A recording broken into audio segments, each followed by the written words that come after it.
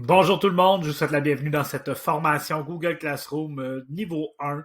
Donc, comment débuter avec Classroom et bâtir ses cours. Alors, je reprends une formation du printemps 2020, mais cette fois-ci en mode un peu plus express. Alors, on va démarrer la formation dès maintenant. La rencontre va se retrouver en vidéo, comme vous pouvez le constater, dans ma présentation. Et d'abord et avant tout, je tiens à vous dire que c'est disponible aussi au bit.ly /le Classroom Niv 1 pour cette formation-ci. Et que ce symbole de YouTube se retrouvera à quelques endroits dans la formation, dans la présentation, pour cliquer pour avoir plus d'informations pour que ce soit bien séquencé. Très important, si vous débutez avec Classroom, que vous n'en avez jamais fait comme enseignant, c'est extrêmement important de se créer d'abord et avant tout une classe pour activer votre statut d'enseignant. Ensuite de ça, vous pourrez poursuivre là, sans aucun problème. Il y a des fichiers d'aide de Google qui sont disponibles. Alors, si vous vous posez une question, eh bien, n'hésitez pas à cliquer sur ce lien-là.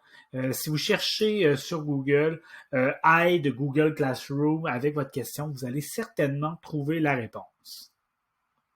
Alors, Google Classroom, qu'est-ce que c'est? C'est une application de la suite Google qui est utilisée pour venir créer des classes virtuelles, pour venir distribuer des devoirs, envoyer des commentaires à nos élèves, bref, pour gérer tout ce qui est la paperasse, si on veut, entre l'élève et l'enseignant, pour que ce soit efficace et qu'on n'ait pas besoin de faire de gestion du Drive parce que Google Classroom fera sa propre organisation.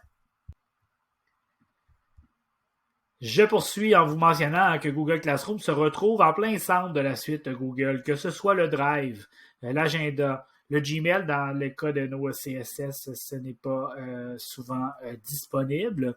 Ça va être Outlook qui est utilisé. Dans certains cas, ça le sera. Évidemment, tout ce qui est la suite de Word, Excel et PowerPoint, donc Google Docs, Google Sheets et Google Slides, sera extrêmement compatible avec Google Classroom, tout comme les formulaires de Google. D'ailleurs, il y a une formation qui se retrouve sur mon site à cet effet-là.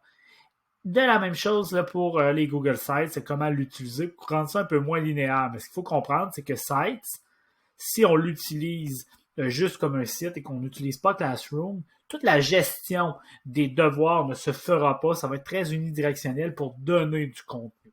Il y aura une petite astuce, on pourra peut-être en parler un petit peu dans la formation de niveau 2, pour combiner Sites, donc toute la convivialité de Sites, avec toute l'efficience de Classroom pour la gestion.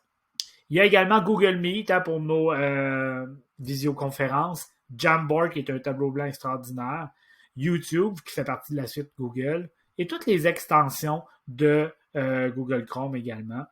Et bien sûr, le Chromebook, ça fonctionnera très très bien. Rapidement, je parle du navigateur, ce qui nous sert à aller sur Internet. Je vous recommande fortement d'utiliser Google Chrome pour tout ce qui est la suite Google, étant donné que ça fait partie de la même boîte. On utilise Google Chrome partout et ça va extrêmement bien, ou encore sur un Chromebook, comme on le voit à l'écran. Donc, j'ai parlé du Chromebook en plein centre. Donc, on se connecte avec son compte dès l'ouverture.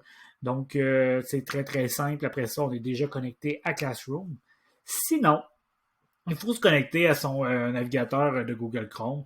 En fait, là, très, très, très simplement, lorsqu'on va sur le site de Google, comme vous voyez à l'écran présentement, vous voyez ma petite astérisque ici, c'est que je suis déjà connecté. Sinon, il y aura un bouton connexion et on se connecte avec son compte du CSS. Sinon, lorsqu'on veut utiliser Google Classroom sur, je vais essayer de me tasser encore un petit peu, sur un téléphone cellulaire ou encore une tablette, il suffit d'aller télécharger les applications dans l'App Store du côté de Apple ou dans le Google Play Store pour Android. Fait à noter que certains CSS demandent d'installer un compte professionnel sur son appareil mobile pour pouvoir accéder au Classroom. Alors, comment faire pour se rendre dans Classroom? C'est extrêmement simple. Je vais m'y rendre, je vais basculer entre la présentation et la réalité fréquemment au cours de cette présentation-là. Mais vous voyez la petite gaufre juste à côté de votre pastille. Eh bien, en cliquant sur la gaufre, vous aurez accès à Classroom. Je vous montre ça rapidement. Alors, la petite gaufre est juste ici. Et puis, Classroom est là. Et je clique et ça m'amène directement dans Google Classroom. Maintenant, comment faire pour se créer une nouvelle classe et la nommer? Donc, l'étape 1 sera le petit plus. L'étape 2, la création d'un cours. Et l'étape 3, on viendra remplir les informations. Il y a la première ligne qui est obligatoire. Et petit conseil, je pourrais dire, c'est d'aller sur cette ligne-là, d'essayer d'être clair. Parce que si vous marquez mon meilleur prof au monde, ben, c'est certainement vous, j'en doute point. Par contre, pour l'élève, ça peut être mêlant. Sinon, si vous marquez quelque chose, essayez d'être clair dans le sens que vous pourriez marquer votre cycle de cours si vous marchez comme ça, avec votre nom ensuite, ou encore dans la section en dessous, ça va apparaître. Faites les tests, tout ça est modifiable par la suite. Et bien sûr, une petite vidéo qui va vous montrer le détail de tout ça. Alors, si je répète, le plus, créer un cours parce que vous voulez le créer, hein? Et puis, une fois que c'est fait, on y va avec le nom obligatoire et on va appuyer sur le bouton Créer. Lorsqu'on entre dans l'interface de Google Classroom, il y a la petite roue dentée dans le haut à côté de votre gauche qui vous permet de jouer sur les paramètres de la classe. Vous irez les explorer, voir qu'est-ce qui vous convient le plus. Vous avez un petit endroit aussi pour venir agrandir le code classe. Je vous en reparle très rapidement, sous peu. Et puis, vous avez toujours moyen de venir importer une photo, sélectionner un thème différent du thème aléatoire qui aura été mis dans votre bannière. Alors, si vous voulez vous amuser avec ça, allez-y. Je poursuis maintenant avec avec le flux. Qu'est-ce qu'il y a dans le flux? En fait, c'est qu'il y a 4 grandes sections. Je vais aller vous montrer ça tout de suite. D'un côté, c'est les travaux et les posts. Alors, je vais aller commencer ma tournée sous peu. Juste avant, je vais vous parler rapidement des options pour ajouter les élèves. En fait, il y a 3 options. La première, ça va être d'utiliser le code de cours dont je vous parlais tantôt, le faire apparaître. Si nos élèves sont dans notre classe, on leur demande de rejoindre avec ce code de cours-là. Ça fonctionne très, très bien. L'option numéro, ensuite de ça, en fait, pour l'option numéro 1, c'est que l'élève, lorsqu'il va appuyer sur le plus, tantôt, vous avez fait créer un cours, mais l'élève, lui, va faire rejoindre un cours, tout simplement, et il va entrer son compte. Deuxième option, c'est tout simplement vous demander à la TOS de votre centre de prendre une liste d'élèves, de courriels des élèves, et que vous serez en mesure de copier et ensuite de venir coller tout simplement. Donc, dans l'onglet Personne, on est en mesure d'ajouter à l'aide, vous voyez le petit bonhomme avec un plus. Ici, c'est du côté des enseignants, mais du côté des élèves, on peut faire la même chose. Et on pourrait venir coller cette liste d'élèves-là. Les élèves vont rester en grisé plutôt qu'en noir tant qu'ils ne se seront pas connectés, tant qu'ils n'auront pas accepté de rejoindre votre Classroom. Ensuite de ça, la troisième option, ce serait d'envoyer un lien d'invitation par courriel à vos élèves en utilisant la roue dentée, là, les réglages, les paramètres dont je vous parlais tantôt, et en allant chercher le lien d'invitation, tout simplement en utilisant la petite icône là, de copie ici pour pouvoir le faire. Ensuite, vous envoyez par courriel, par exemple, c'est une autre option. Je vais vous parler de Meet pendant la petite tournée. On va aller faire une petite tournée. Je vais venir, par exemple, ici dans ma classe, le rétroagir dans Classroom. Je serai, vous voyez, on est capable de personnaliser. Oups, ça vient tout juste de changer. Alors, je pourrais changer dans ma présentation. Le bouton personnaliser, donc importer une photo ou sélectionner le thème plutôt qu'en bas tantôt. Et puis, petit changement aussi, vous voyez, ça change fréquemment. Le code du cours se retrouve à gauche ici, toujours avec le même petit logo pour venir agrandir et le mettre en vedette si vous voulez. Ou encore, vous pourriez copier votre lien d'invitation à partir de là plutôt que de passer par les réglages. Juste ici, vous retrouvez aussi un lien Meet qui est possible d'activer dans les réglages pour pouvoir que ce lien-là serait pour votre Classroom en général. Sachez que vous devez être présent pour que les élèves puissent s'y connecter.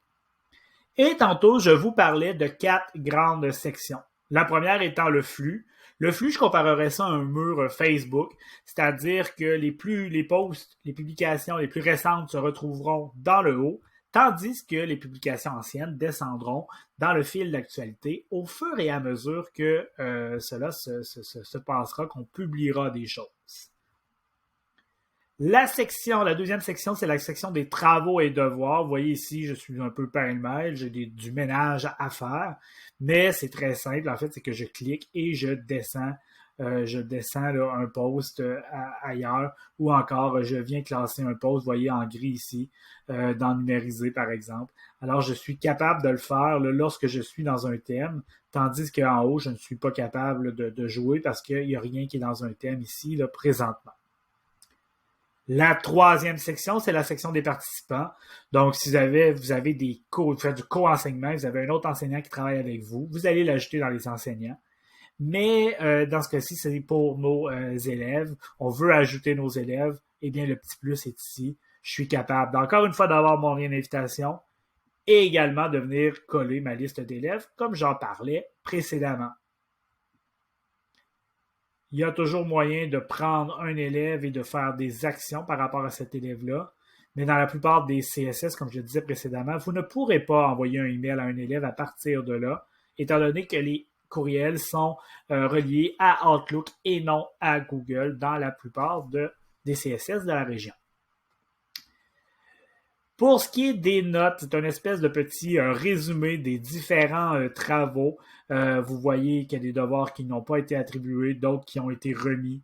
S'il y avait une note, elle sera là également. Donc, ça donne un portrait là, pour l'élève, mais ce n'est pas un onglet qu'on se sert là, très, très, très fréquemment.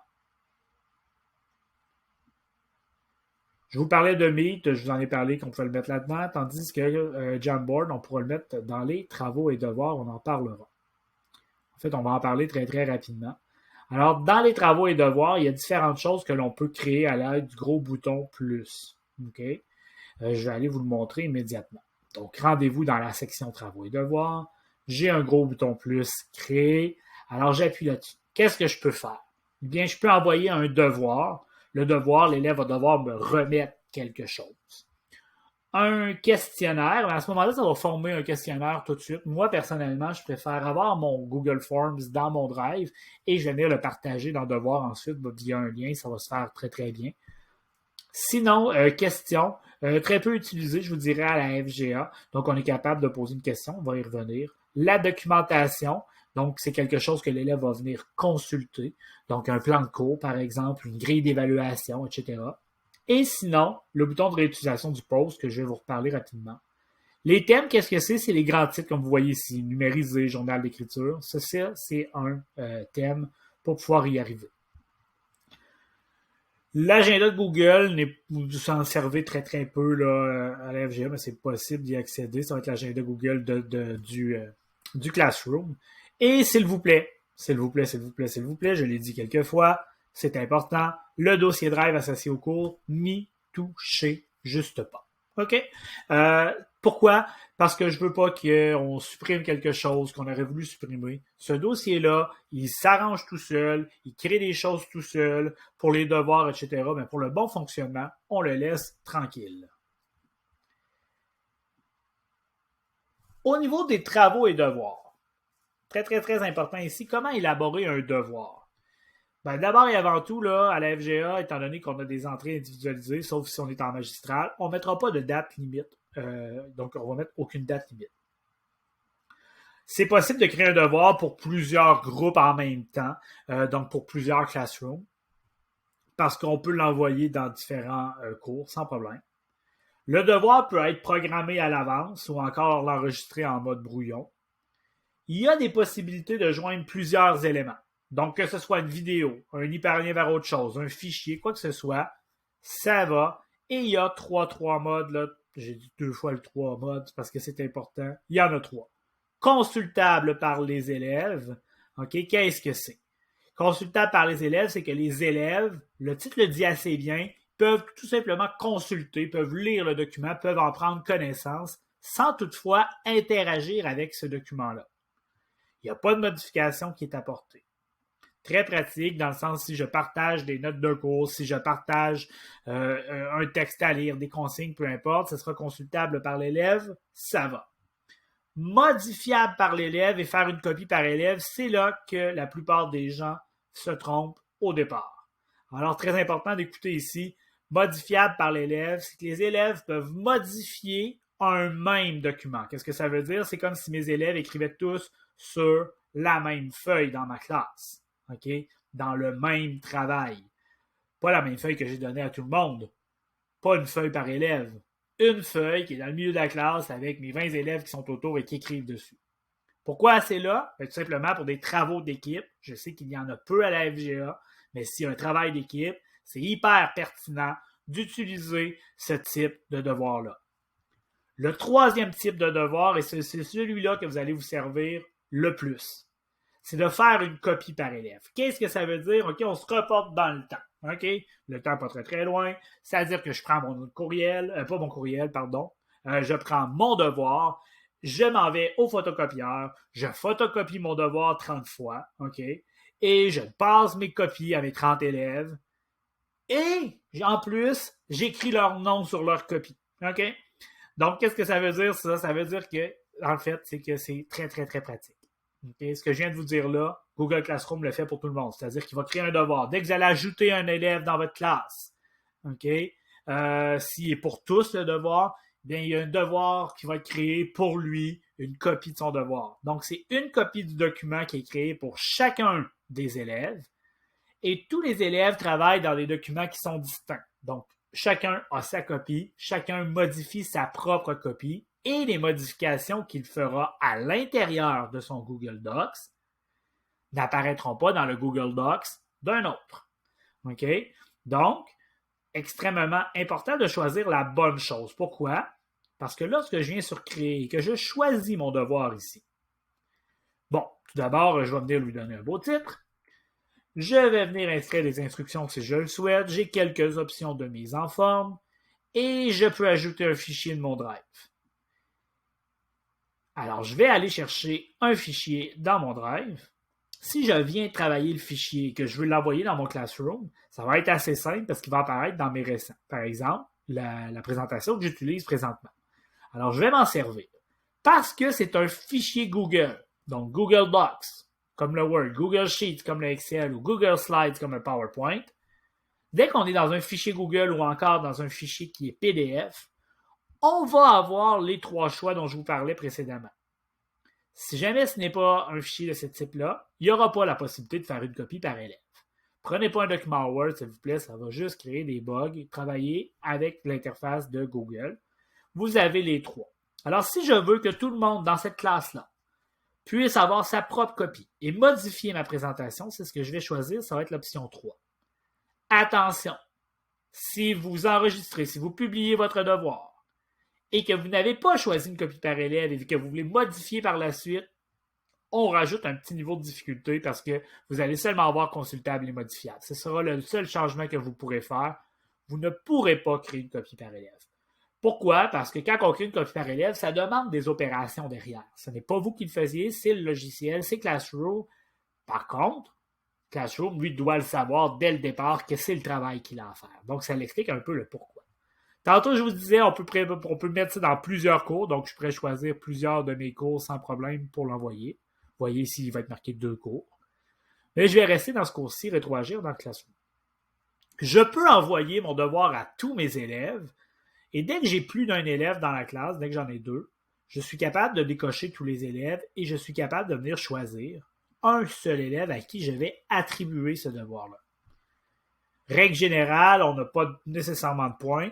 Alors, sur 100 points, bien sûr, je pourrais le mettre sur 50, mais je peux aussi dire qu'il n'y a pas de note. Règle générale encore pour la formation des adultes, on a rarement des dates limites étant donné qu'on est en individualisé, alors on ne laisse aucune date limite. Sinon, ce que ça fait, c'est vous avez un devoir à remettre, le devoir est manquant, etc. Et vous choisissez dans quel thème. Je vous rappelle que le thème, c'est les grands titres qu'on voyait tantôt. Donc, par exemple, si je veux que cette présentation-là vienne dans la section des ressources, je vais tout simplement venir le placer dans les ressources et il va se placer automatiquement. Sur mon site Internet, vous pourrez voir qu'il y a des grilles d'évaluation qui sont possibles de faire, d'intégrer directement dans Classroom, mais je n'embarquerai pas là-dedans aujourd'hui. Je peux publier le devoir, mais je peux aussi, à l'aide du petit triangle, la petite flèche juste à côté, le programmer, c'est-à-dire qu'il va apparaître plus tard cette semaine, par exemple. Enregistrer en brouillon parce que je le laisse. Il est prêt, j'ai mis mon prétexte, mais je ne veux pas donner mon prétexte à mes élèves tout de suite. Je veux le donner au fur et à mesure qu'ils vont être prêts à faire leur prétexte. Alors, je pourrais tout préparer mes prétextes. Alors, je vais mettre ça, enregistrer le brouillon. Ils vont être là. Tout va être prêt. Je vais être allé chercher mon prétexte dans mon drive ou dans mon drive partagé. Je vais avoir créé une copie par élève. Tu sais, tout va être fait. Il va être placé au bon endroit. Par contre, cette situation-là d'apprentissage et d'évaluation-là, ben, je ne la donnerai pas tout de suite. Elle ne sera pas visible. Alors, je pourrais l'enregistrer en brouillon. On va le faire ça pour l'instant. Je vais enregistrer en brouillon.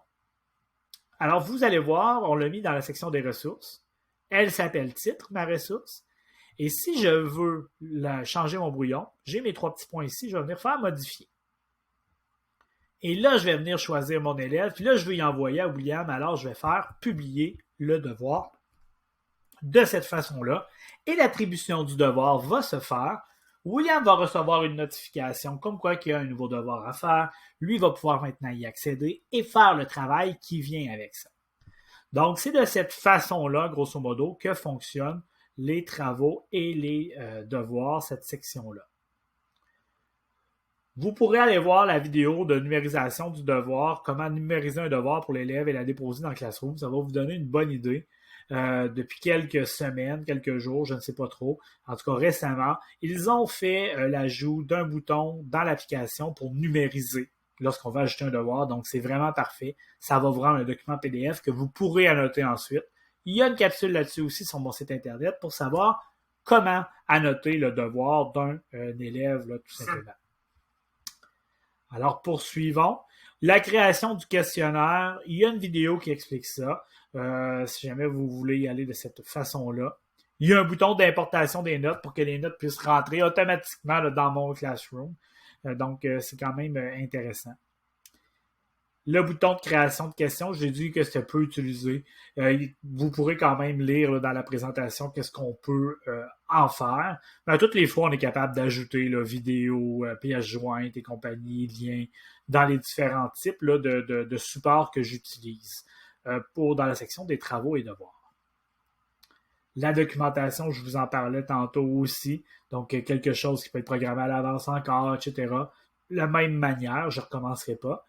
Il y a une vidéo aussi dans la présentation pour vous aider là-dedans. La fonction de réutilisation d'un post est intéressante. En fait, elle nous donne la possibilité là, de venir réutiliser une question, un devoir, une documentation qu'on a utilisée, créée dans un autre cours. Alors, on sélectionne la classe, ensuite on sélectionne le post et on est capable de le mettre. Parfois, ça devient difficile de s'y retrouver selon les commentaires que j'ai entendus de votre part. Alors, ce que je vous recommande de faire, sur votre clavier, vous avez la touche contrôle, vous avez la touche F. Si vous faites CTRL F, et là je vous parle de ça dans Classroom, mais c'est bon dans n'importe quel document PDF, dans n'importe quelle page web, CTRL F pour Find, trouver. Donc ça vous permet de trouver ce que vous avez de besoin dans vos trucs. Alors à ce moment-là, c'est quand même intéressant là, de pouvoir procéder ainsi. Ça va vous permettre de trouver le post que vous cherchez s'il avait été bien nommé, évidemment. C'est également une manière de corriger si jamais le devoir qu'on avait fait, tantôt je vous ai dit, là, quand je crée une copie, pas une copie par élève et que je veux le créer, il va être trop tard. Il va être trop tard dans le sens que, là ici c'était facile, il y a une copie par élève, là, d'ailleurs vous voyez un peu l'interface, je vais y revenir. Mais ça a été très très bien créé, là, je pourrais modifier. Il y a la copie par élève, en fait, il est déjà marqué, puis je ne peux même plus le changer. Chaque élève recevra une copie.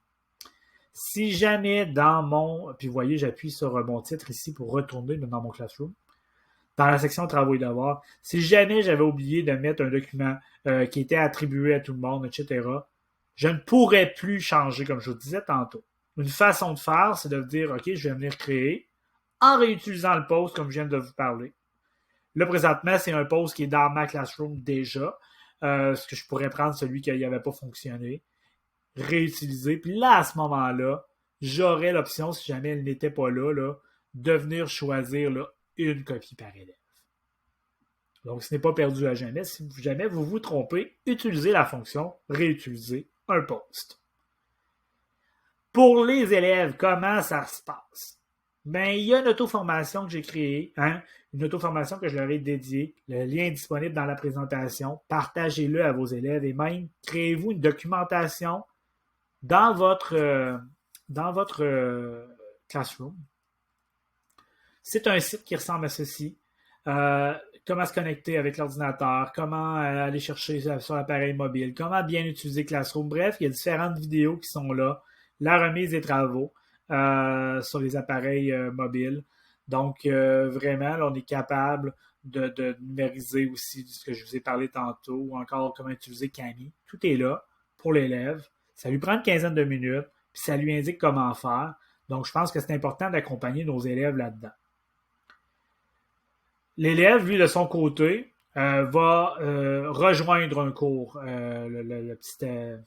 Le titre a changé un petit peu. Ça va être rejoindre un cours pour pouvoir utiliser après ça un code, etc. Il va rentrer. Quand l'élève reçoit un devoir, il vient le compléter. Vous voyez, le devoir est au nom de l'élève. Donc, le devoir, l'enseignant l'a appelé récitation du 6 avril 2018. Mais chaque élève a reçu sa copie avec son nom et le nom du devoir. L'élève va venir cliquer, va compléter, et lorsque ce sera terminé, va faire rendre ou remettre le devoir là, selon la langue qui a été choisie. Vous voyez, on est dans le devoir. On voit c'est son nom, le nom de l'élève. Elle complète, et à la fin, quand elle a terminé, elle va faire rendre ou remettre le devoir. OK? Du côté de l'enseignant va voir que il y en a 12 qui ont remis leur devoir, qu'il y en a 4 qui ont été attribués, puis un qu'on a rendu ensuite là, à l'élève. Donc, on le voit, le remis, attribué, rendu. On peut les trier aussi là, selon le statut. On peut en cliquer, cocher plusieurs, puis rendre tout en même temps à plusieurs personnes. Donc, c'est bien le fun. Puis, on est capable aussi de se promener d'un devoir à l'autre. Là. Donc, si jamais j'ai plusieurs élèves qui font le même devoir en même temps, je suis capable de me promener d'un devoir à l'autre et voir et donner mes commentaires, etc. Donc, pour voir les travaux des élèves, comment faire, c'est qu'on va venir afficher le devoir, tout simplement. Et là, vous voyez, j'ai Annie, j'ai Jessie qui ont été attribués. Je peux cliquer dessus, puis là, je rentre dans le devoir à Jessie. Et si jamais je veux commenter ce qu'elle a fait, je sélectionne un mot. Puis au bout de la ligne, il y a une petite bulle avec un plus qui va apparaître. De mémoire, il est vert maintenant. Alors, on clique et puis on est capable d'ajouter un commentaire pour l'élève à ce moment-là. Lorsqu'on est prêt, on veut rendre les travaux de tout le monde. On fait rendre les résultats là, aux élèves. Là, on est capable de commenter. Attention, il faut quand même se poser des questions. Regardez avec vos collègues dans l'équipe qu'est-ce qu'ils ont fait. De quelle façon ils ont voulu structurer leur classroom. Est-ce qu'ils l'ont fait par cycle de cours, donc un classroom par cycle de cours? Il y en a qui font ça parce qu'ils mettent vraiment tout, puis l'élève a accès à tout, sauf, par exemple, les prétests qui vont être alloués au fur et à mesure. C'est une façon de faire. Si jamais vous y allez comme ça, une des façons gagnantes de faire, puis c'est une belle façon de le faire, là, genre avec vos collègues, ils pourront vous dire pourquoi ils ont choisi leur façon de structurer. Mais si jamais vous y allez avec un cycle parcours, créez-vous une autre classroom. Par exemple, Jean-Simon, bloc A. OK? Pourquoi? Pour vous adresser à tous vos élèves du bloc A. Vous êtes capable d'y aller de cette façon-là. Ou encore, vous voulez qu'il y ait un seul lien Meet, mais c'est celui-là, tandis que vous n'avez pas activé les liens Meet dans les classrooms de chacun de vos cycles de cours. Donc, l'élève a le cycle de cours dont il a besoin, tandis que l'autre, c'est un qui est général là, pour tout le monde. Est-ce que le flux sera votre lieu de communication principal? C'est un peu dur de s'y retrouver. Moi, personnellement, j'irais plus du côté de Google Chat. Google Chat qui est accessible également par la gaufre. Donc, on va dans Chat. Et je suis capable, après ça, de parler avec un élève ici en cliquant puis en lui écrivant. C'est possible de le faire. L'élève, il faut juste qu'on lui dise que c'est ça qu'on va faire. Pour ce qui est des travaux et devoirs, qu'est-ce que vous voulez mettre? Est-ce que vous mettez tout sauf les prétests? Est-ce que les prétests, vous les distribuez au fur et à mesure? Est-ce que vous voulez donner accès à tout à vos élèves ou vous voulez faire du à la carte? C'est-à-dire que j'ai un nouvel élève, il est rendu là, je débloque quelques affaires. Beaucoup plus de gestion, mais il y en a qui préfèrent ça. Bref, c'est à vous de voir là, de quelle façon vous voulez faire. Si jamais il y a une transition des élèves, ben, allez voir avec l'autre de quelle façon est-ce que vous lui donnez votre classroom, vous l'ajoutez comme enseignant, etc. Donc, il y a beaucoup de choses qui sont possibles de faire et de s'organiser. Pour accompagner vos élèves, c'est important de leur accompagner, de leur montrer comment ça fonctionne, si jamais ils n'ont pas eu de petits cours là-dessus. Le parcours d'appropriation, c'est l'auto-formation dont je vous ai parlé. Et puis pour vous, hein, il y a la formation initiale sur mon site internet, celle que je viens de vous donner avec les présentations. Puis il y a toujours du dépannage qui s'y retrouve très, très bien. Alors, c'est une petite formation avec votre conseiller ici régional FGA pour la capitale nationale. Je vous invite à venir suivre ma page Facebook, à mettre mon site internet dans les favoris. Tout ça, ce sont des liens. Et à venir vous abonner à ma chaîne YouTube pour pouvoir voir de nouvelles vidéos, de nouveaux tutoriels qui apparaissent ici et là. Alors, sur ce, je vous souhaite une très belle journée, bonne exploration de Classroom et puis bon succès avec vos élèves.